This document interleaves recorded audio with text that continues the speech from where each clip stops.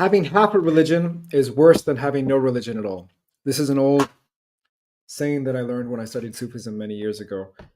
What does it mean, and how does it pertain to health? Let's get into it. So, what it means. Let me tell you this story to illustrate what I mean by this. There's a story. I'm forgetting which sort of health influencer this was who told this story. It's her story, not my story. But it was some time ago. She suffered from a cancer diagnosis. She had a diagnosis of cancer, and she was told to do intravenous vitamin C as one methodology. So she went, and what she figured out after doing this intravenous vitamin C a few times was that some people were getting better and some people just weren't. It became very clear to her. So she asked the people who ran the clinic. They said, she said, "Look, I see some people are getting better, some people aren't. Can you tell me exactly like what's the difference between the people who get better and the people who don't?" And the guy thought about it a little while and said, "Yeah, the only difference I really see between the people who get better and the people who don't get better is that the people who get better really believed it was going to make them better. They really were 100% sure that this was the therapy that was going to work for them, and then it ended up working for them. The people who had some doubt, it didn't work for them at all."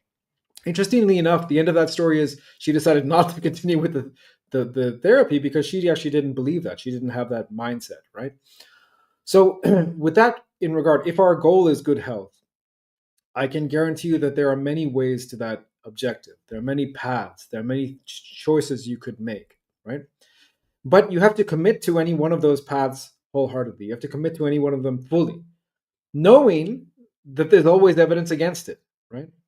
And here we have to talk a little bit about the scientific method and the importance of being able to, and how easy it is to disprove things, as opposed to how hard it is to prove things. If someone tells me like this was a trick used by the tobacco companies, right? Because it was really, really hard to prove that smoking causes cancer when many people who smoke don't get cancer. And what's the dose? And like it's not so clear, right? It's really easy to prove that smoking's unhealthy in general, right?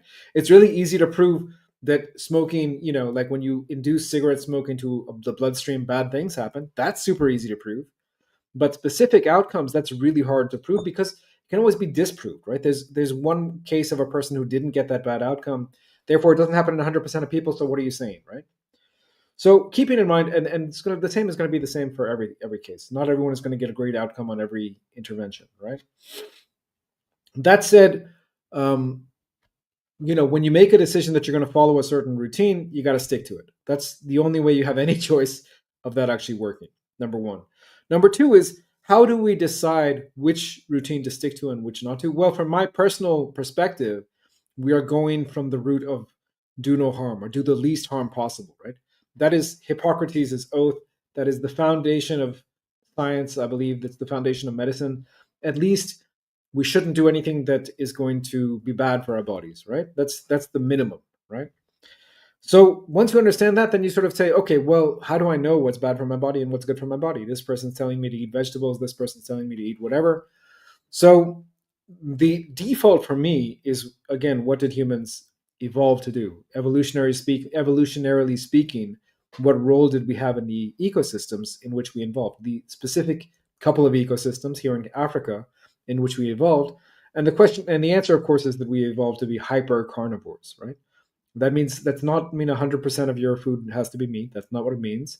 Hypercarnivore is any animal that gets 70% or more of its food from animal sources, from meat in particular, from raw meat in general. But you don't have to do it raw. That's a silly that's a silly interpretation. In the human case, we've been cooking food for 500,000 years, maybe more, right? So anyhow, once you understand that that's the default, now it doesn't mean that there couldn't be other ways that, again, get you to that destination. But once you understand that that's the default, for me, that is the safest thing to commit to as a first step. Is it going to be sufficient in 100% of cases? Obviously not. You may need medicines, you may need supplements, you may need other interventions, right? But that's a starting point. And once you have that as a starting point, then you can troubleshoot, then you can figure out what's going on.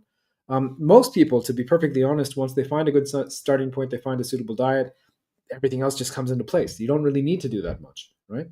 But in some cases, we do need to do stuff. And if you are one of those people for whom health is a trick, many of us go through life and we don't appreciate the good health that we enjoy.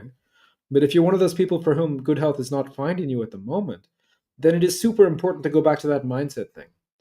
is this path that you're following, are you 100% committed to it? Are you 100%, do you 100% acknowledge that that is the path that is going to work for you? That's the one, right? But if it's not, then you can do something else. There's a million paths out there. But whatever path you choose, you got to commit to it 100%, right?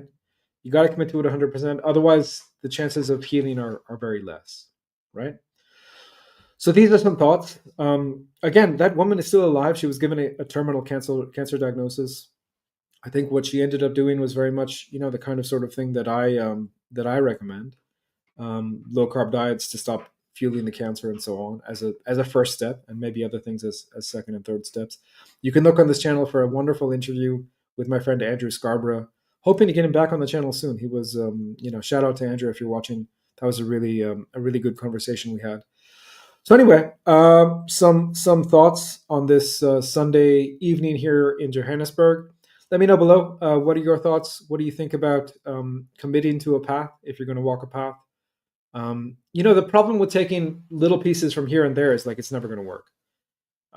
It's never going to work because you can't be your own guide. Like that's kind of something I learned the hard way. Is like you can go very far on your own, but you can't. You sort of need to rely on people who have a bit more experience than you do at various points in the journey. You're not going to be able to go 100% of the time solo. And I know that's something our society doesn't like to teach us. Our society likes to teach us the cult of the individual and you can do everything on your own, but it's just not true. So if you need a guide, you can always leave a comment. You can always leave a DM. Not currently looking for new applications, but we will be again soon. So give me a buzz whenever you like. Talk to you in the next one. Thank you.